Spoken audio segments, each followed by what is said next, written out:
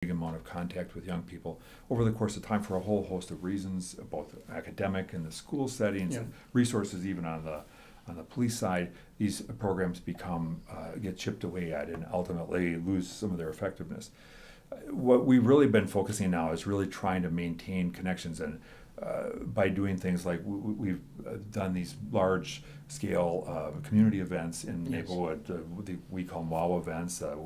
Wednesdays on Wakefield. They bring people together and have these large community kind of festivals a couple times through the summer. Our SROs are in the school making contact. We are now in the process of looking at creating SROs, the school resource officers. I'm sorry, right. That's a police problem. We always use the little. Okay. But the school resource officers are out in the school, and they really maintain that contact. But to your point, we have great partnership with the school district. The challenge for us, and I think the thing that we're really looking to do, is to make sure and try and create time for our officers, whether they're working days or evenings or nights, to have enough free time to be able to go and connect with young people, whether it's in that park, that neighborhood, that apartment complex, that basketball court, the mall. We want to connect with them because we know, and Dare helped us provide that these relationships are key and critical. And so that is one of the goals that we have, is to really try and foster and develop deeper relationships with young people. Great. And I want to mention the National Night Out, where your department is very active. It's usually the first Tuesday, I believe, in August. I think it's August 1st this year, if I'm not mistaken. Okay, and so there'll be lots of activity, and the fire departments and everyone, the public safety team is out in neighborhoods, and not only on National Night Out, and that's very special, but you're always available. Absolutely. Yourself and part of your team to go out and visit one-on-one or with a neighborhood group. So we'd love take to, advantage, and I know that, and so we appreciate that. Chief, I just read in the Police Chief magazine about recruitment, and unfortunately, it's gone down in terms of the appeal for some people wanting to become police officers because of the stigma by some of of the shootings that have taken place, and we're aware of the controversy and the use now more of body cameras, and just and we're dealing with respecting everybody, and all people matter, and it shouldn't be just this that everybody matters, but the bottom line is that people don't the police officers don't feel that love, that respect, that so many of you entered that calling. I know you were a social worker, and a calling for people, and at the same time the public's perception. What's being done to change that? Well, I think it's really a complicated thing. Police find themselves in a place where they're pulled to do a lot of different things. Yes. And there are times when force is absolutely necessary. It is an unfortunate reality of the work. And at the same time, it's also now more than ever a time when we have to reach out and make connections, and I think to your point of we have some exceptional police officers, and I admire the work they do. I see the impact they're making every day, and yet I know that our numbers in terms of our recruitment efforts are way down. I'm heartened, however, that recently and there was just a bill that is kind of pending through right now around some alternative hiring stuff, and Maplewood is participating in that. And we, along with St. Louis Park and Bloomington and Eagan, and so a variety of cities from throughout the metro area, and what that does is it allowed for people who had a degree in anything to apply to work in policing. And what was really remarkable and heartening to me was that there was almost 400 people who applied. The big significant chunk of those were non-traditional candidates, so they were folks of color, women, which is great.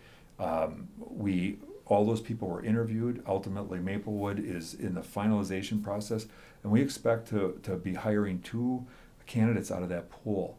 And these were people that have always had in the back of their mind a desire to do public service and a desire to serve public safety.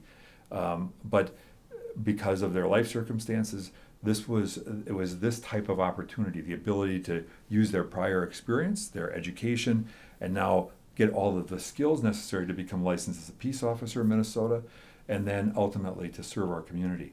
And I'm excited about the opportunities, and I'm really looking forward to be able to offer those jobs, hopefully here in the next week or two, to 2 candidates that otherwise would not to serve Maplewood and our community. And I think it's a great opportunity. So we're doing a lot of work, both on trying to take care of our officers. We want them to be both physically and emotionally and spiritually kind of well. Yes. It's a tough job. They see It a is. lot of ugliness. Yes. And yet we also know and believe that self-reflection, that us looking at ourselves and making sure that we're reaching out and connecting with the community is probably more important now than ever. Yes. Chief, you're completing your career at Maplewood. I'm sure there's a lot ahead of you yet. I know there is.